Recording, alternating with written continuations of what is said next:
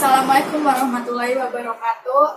Perkenalkan, nama saya Dwi Wahyuni. Di sini di video kali ini saya ingin mempresentasikan hasil diskusi kelompok kami mengenai ciri dan keefektifan manajerial. Jadi dalam ciri dan keefektifan manajerial itu ada 5 poin yang harus dibahas. Yang pertama itu hakikat ciri dan keterampilan, yang kedua ciri dan keefektifan manajerial, yang ketiga keterampilan dan keefektifan manajerial, yang keempat ciri 5 besar keterampilan, dan yang terakhir kompetensi lain yang relevan. Nah, sebelum masuk ke materi yang pertama, kita tuh harus tahu apa sih yang namanya manajerial itu. Nah, jadi manajerial itu adalah perpaduan antara ilmu dan seni untuk mengatur segala sesuatu supaya berjalan dengan lancar. Jadi seorang manajer itu perlu banget yang namanya manajerial, karena jika seorang manajer itu mempunyai manajerial yang baik, maka dia itu bisa mengatur organisasi tersebut agar berjalan dengan lancar, sehingga tujuan organisasi itu dapat tercapai secara efektif dan efisien. Dan sekarang kita masuk ke poin yang pertama. Poin yang pertama itu adalah hakikat ciri dan keterampilan. Yang dimaksud ciri itu adalah karakteristik yang dimiliki oleh seseorang yang dapat berupa beberapa aspek. Misalnya aspek kepribadian, aspek kebutuhan, serta aspek nilai. Aspek kepribadian itu contohnya bisa berupa kedewasaan emosi, rasa percaya diri, dan lain-lain. Aspek kebutuhan, misalnya kebutuhan akan pengalaman. Nah, kebutuhan akan pengalaman itu penting bagi seorang pemimpin, karena dengan pengalaman seorang pemimpin itu dapat belajar dari kesalahan, sehingga hasil yang diinginkan itu dapat lebih baik dari hasil sebelumnya. Kemudian aspek nilai. Nilai itu adalah suatu hal yang dianggap oleh masyarakat mengenai benar atau tidak benar, bermoral atau tidak bermoral, etis atau tidak etis. Misalnya kejujuran, rasa adil, dan lain-lain. Selanjutnya adalah keterampilan. Keterampilan itu adalah kemampuan yang dimiliki oleh seseorang untuk melakukan suatu hal secara efektif. Misalnya keterampilan teknis, keterampilan sosial, dan keterampilan lainnya. Nah, kita akan masuk ke materi yang kedua. Materi yang kedua ini adalah ciri dan keefektifan manajerial. Ciri dan keefektifan manajerial itu ada 7 poin. Yang pertama, tingkat energi dan toleransi yang tinggi. Kenapa sih seorang pemimpin itu membutuhkan tingkat energi dan toleransi yang tinggi? Karena seorang pemimpin itu harus membuat keputusan, memecahkan masalah, dan memberikan solusi atas masalah tersebut, sehingga dia tuh harus memiliki tingkat energi yang tinggi daripada bawahan-bawahannya. Kemudian rasa toleransi yang tinggi. Pemimpin itu penting untuk toleransi kepada bawahannya, karena dengan toleransi tersebut para karyawan akan meningkatkan kinerja mereka dengan baik dan memiliki rasa loyalitas kepada perusahaan itu. Kemudian poin yang kedua adalah rasa percaya diri. Rasa percaya diri juga sangat penting bagi seorang pemimpin, karena bagaimana sih pemimpin itu menjalankan suatu organisasi bila mereka itu tidak mempunyai rasa percaya diri terhadap diri sendiri. Jika pemimpin itu tidak memiliki rasa percaya diri terhadap diri sendiri, maka dalam organisasi itu tentunya akan gagal, sehingga tujuannya itu tidak akan tercapai. Yang ketiga, orientasi pusat kendali internal. Nah, maksudnya orientasi pusat kendali internal itu berasal dari dalam diri pemimpin itu sendiri.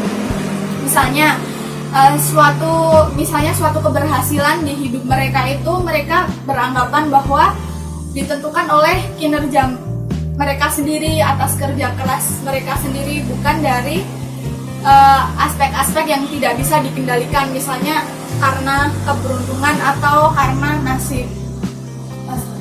Yang keempat yaitu kestabilan dan kematangan emosi. Kestabilan dan kematangan emosi itu maksudnya seorang pemimpin itu harus mempunyai kestabilan emosi. Dia itu akan lebih fokus untuk memperbaiki diri mereka sendiri. Mereka itu tidak peduli dengan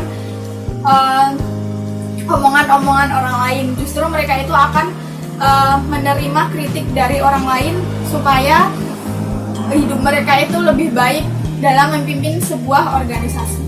Yang kelima yaitu integritas pribadi. Integritas pribadi yaitu maksudnya perilaku seseorang itu harus konsisten sesuai dengan perilaku orang yang menyertainya.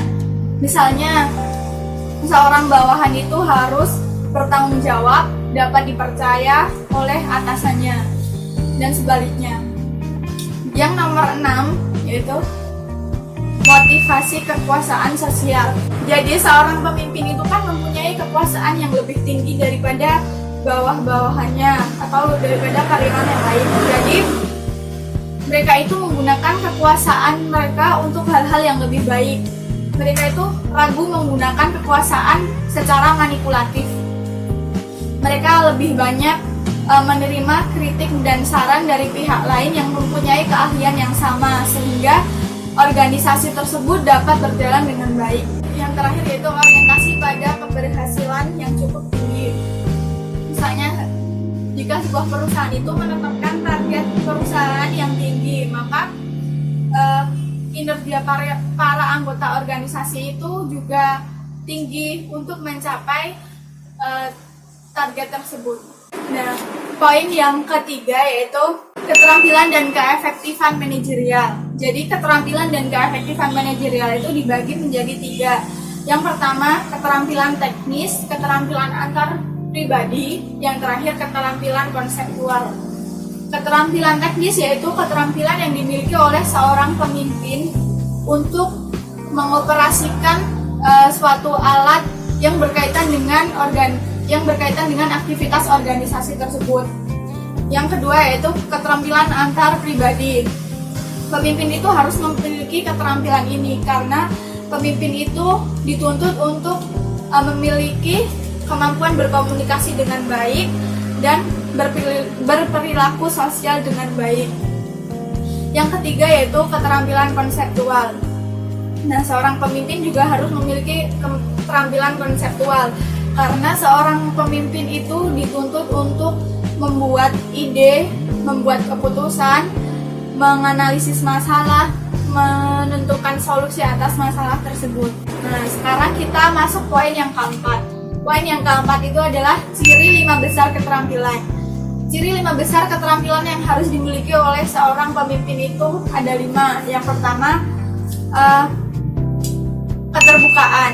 Nah, mereka itu harus bisa terbuka dengan orang lain, dengan karyawan mereka. Mereka harus bisa menerima kritik dan saran atau masukan dari mereka supaya perusahaan yang dipimpin oleh seorang pemimpin tersebut dapat berjalan dengan lancar.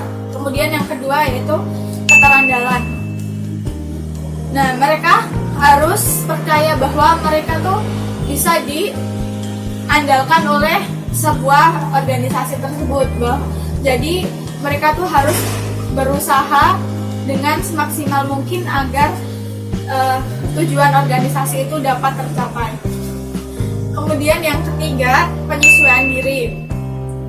Seorang pemimpin itu harus bisa menyesuaikan diri dalam berbagai macam situasi dan kondisi. Misalnya, jika perusahaan sedang rugi, maka seorang pemimpin itu harus bisa menyesuaikan diri. Bagaimana cara dia mengambil keputusan, bagaimana cara dia memecahkan masalah tersebut. Selanjutnya, yang keempat yaitu keyakinan akan kecerdasan diri. Seorang pemimpin itu harus yakin pada diri mereka sendiri, bahwa mereka itu sudah mempunyai pengalaman yang cukup, mempunyai ilmu yang cukup. Jadi mereka tuh harus percaya bahwa mereka bisa menjalankan suatu organisasi dengan baik. Nah, yang terakhir yaitu keyakinan untuk sepakat. Maksudnya seorang pemimpin harus sepakat dengan resiko yang diterima, konsekuensi yang diterima, kekurangan atau kelebihan mereka menjadi seorang pemimpin. Sekarang kita masuk ke poin yang terakhir. Poin yang terakhir itu adalah kompetensi lain yang relevan. Seorang pemimpin itu harus mempunyai kompetensi lain yang relevan. Antara lain, satu, kecerdasan emosi, yang kedua, kecerdasan sosial, yang ketiga, pemikiran sistem, dan yang terakhir itu kemampuan belajar. Yang pertama, kecerdasan emosi. Seorang pemimpin itu dituntut mereka harus tahu kapan saat mereka marah, kapan saat mereka harus senang, kapan harus sedih, dan lain-lain. Kemudian kecerdasan sosial. Seorang pemimpin itu harus bisa menempatkan diri di lingkungan sosial mereka. Mereka juga harus bisa berkomunikasi dengan baik dan berperilaku sosial dengan baik. Misalnya dengan karyawan atau dengan klien mereka. Yang ketiga yaitu pemikiran sistem. Seorang pemimpin harus mempunyai pemikiran sistem yang baik. Contoh, jika ada suatu masalah dalam perusahaan, maka seorang pemimpin itu harus mengetahui bagaimana sih cara menyelesaikan masalah tersebut dan dampaknya masalah itu tuh apa aja buat perusahaan itu. Yang terakhir yaitu kemampuan belajar. Seorang pemimpin itu harus mempunyai kemampuan belajar yang baik karena mereka itu harus belajar dari pengalaman, harus belajar dari semua aspek sehingga mereka itu dapat memperbaiki organisasi yang dipimpin supaya tujuan organisasi itu dapat tercapai dengan baik dan tidak mengulangi kesalahan-kesalahan yang mereka pernah lakukan sebelumnya. Sekian presentasi yang dapat saya sampaikan di video kali ini. Apabila ada kesalahan mohon dimaafkan. Sekian dari saya, semoga bermanfaat. Wassalamualaikum warahmatullahi wabarakatuh.